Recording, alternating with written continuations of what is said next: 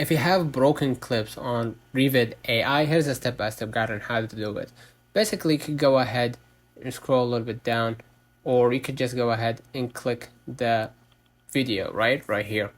And basically, what you're gonna do, you could just go ahead and, if you have a picture of your choice, you could just go ahead and delete this image and add new media, whether that was from your desktop or add it from your basically the stock images or videos generated by the basically the Revid AI. So I'm gonna go ahead and see the account media, right?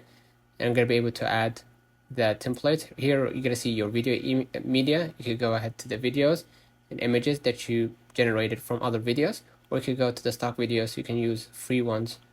You can add this video, for example.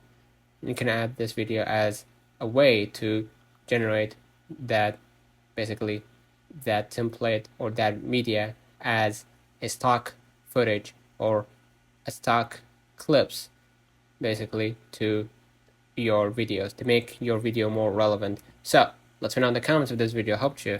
Don't forget to like and subscribe, turn on the notification bell to receive every video we upload. Thank you for watching.